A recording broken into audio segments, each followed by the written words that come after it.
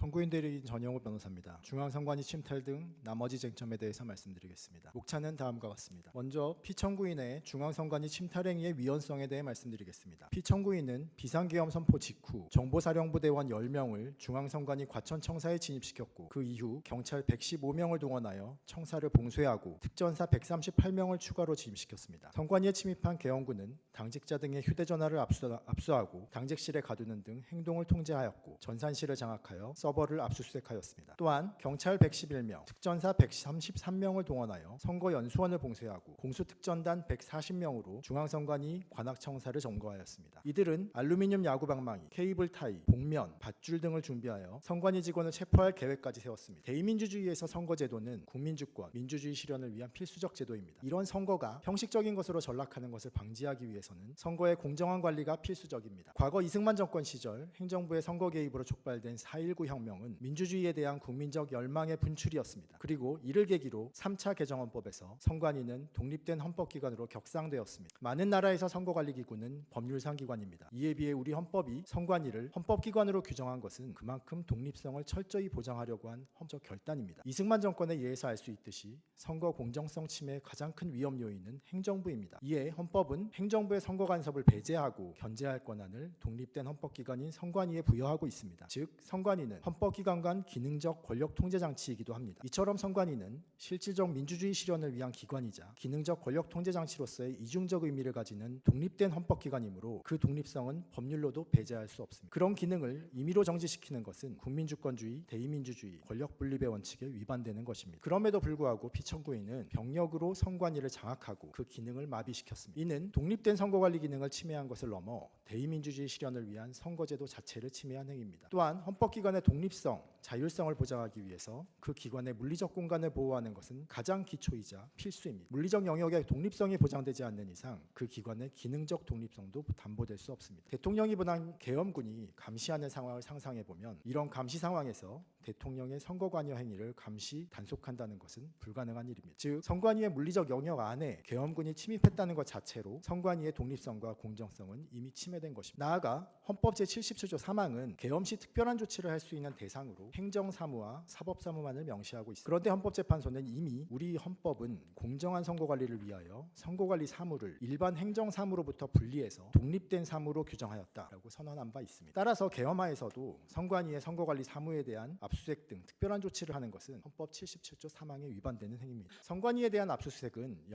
영장주의 원칙에도 위반됩니다. 비상계엄 시 영장주의에 대해 특별한 조치를 할 수 있기는 하나 이 조치는 계엄사령관이 공고한 범위에 한정됩니다. 그런데 이번에 선관위에 대한 압수수색은 계엄사령관에 의한 포고령이 공고되기도 전에 이루어졌습니다. 따라서 압수수색을 하려면 원칙으로 돌아가 영장을 받아 진행했어야 합니다. 또한 압수수색의 대상은 선거인 명부, 선거관리 시스템 등 비밀로 유지되는 핵심 정보였습니다. 이런 정보가 함부로 유출된다는 것은 선거 결과가 왜곡될 가능성과 직결됩니다. 따라서 이런 핵심 정보는 설사 계엄하에서도 반드시 법관의 심사를 거친 영장에 의해서 압수수색이 이루어져야 합니다. 그럼에도 불구하고 피청구인은 영장 없이 계엄군을 임의로 침입시켜 가장 핵심적인 정보까지 들여다보려 하였습니다. 피청구인은 투입된 계엄군을 이용해 선관위 직원들의 휴대전화를 압수하고 이들을 감금하기까지 하였습니다. 이런 행위가 영장주의에 위반되고 직원들의 신체의 자유, 통신의 자유를 침해하는 행위임은 명백합니다. 다른 한편 선관위 직원들이 기관 책임자들에게 연락해서 계엄군의 행위를 알리고 필요한 조치를 강구하는 것, 선관위 차원에서 이런 부당한 간섭을 거부하거나 다른 국가기관의 도움으로 배제하는 것, 이런 모든 것은 헌법기관인 선관위의 독립성과 자율성의 영역에 속하는 것입니다. 그런데 피청구인은 선관위 직원들의 연락과 통신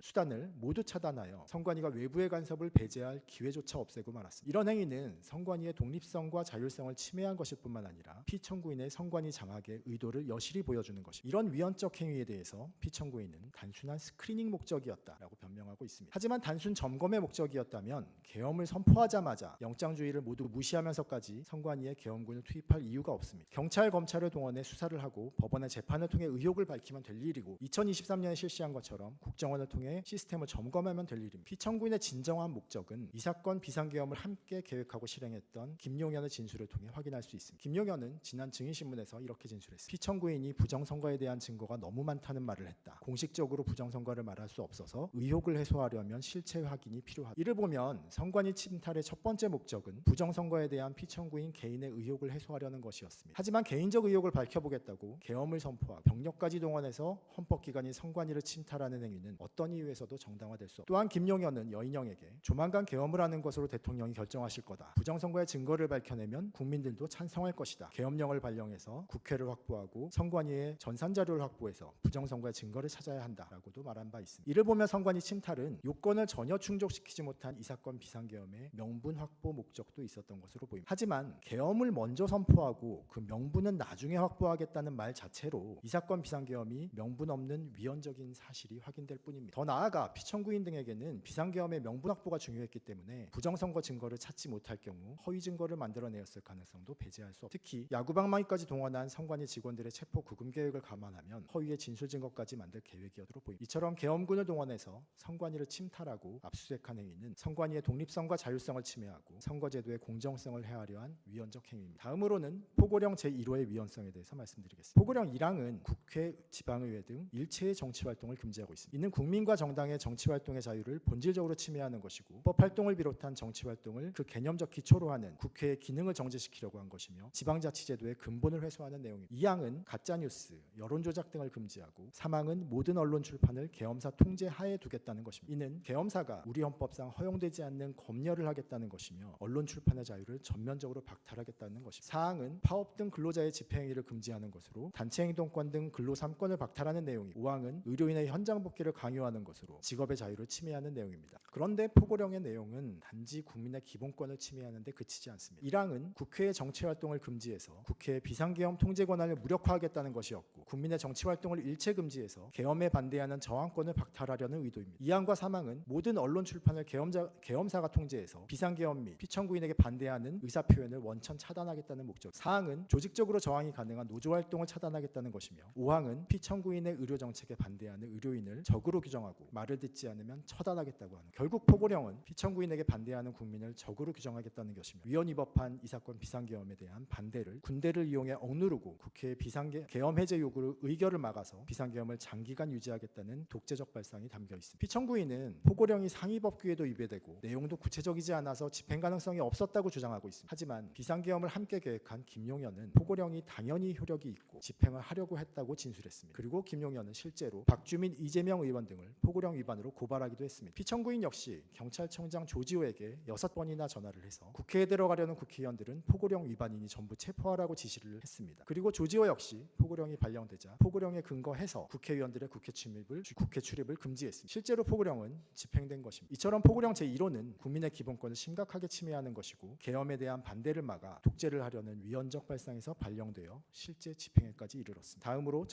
전현직 법관들에 대한 체포 지시의 위헌성에 대해 말씀드리겠습니다. 사법관의 독립은 공정한 재판권 행사의 전제로서 법치주의 실현을 위한 것입니다. 특히 법관의 신분 보장은 사법관의 독립을 보장하기 위한 필수 요소입니다. 만일 법관이 자신이 선고한 판결을 이유로 처벌을 받게 된다면 법관의 양심에 따른 판결은 기대할 수 없습니다. 이 사건 비상계엄을 선포하면서 피청구인은 체포 명단을 작성하고 요인들 체포를 시도하였는 그 명단 중에는 김명수 전 대법원장, 권순일 전 대법관 그리고 김동연 판사가 포함되어 있었습니다. 이 3명의 전현직 법관들은 모두 이재명 민주당 대표 관련 사건에서 무죄를 선고했던 법관들이었습니다. 이를 보면 피청구인은 자신의 정치적 경쟁자를 제거하는 데 방해가 되었던 법관들을 체포하려 하였던 것이고 즉 사적인 복수를 계획했던 것으로 보입니다. 법관들이 법적 지식과 양심에 따라서 객관적으로 선고한 판결을 받아들이지 않고 체포 구금하려 한 것은 그 자체로 재판의 독립을 해친 것이고 만약 실제로 체포 구금되었다면 이를 본 모든 법관들은 판결을 내림에 있어서 정권의 눈치를 보게 되었을 것입니다. 그리고 이것은 결국 사법권의 독립마저 해하는 행위입니다. 현행 헌법은 쿠데타와 계엄을 통해 권력을 잡은 독재 군정을 종식시키고 민주주의의 열망 속에서 탄생했습니다. 그런데 피청구인은 지난 40여 년간 우리 국민이 쌓아온 민주적 기본 질서에 다시 군대의 총칼을 들이대었고 그것이 이번 사건의 본질입니다.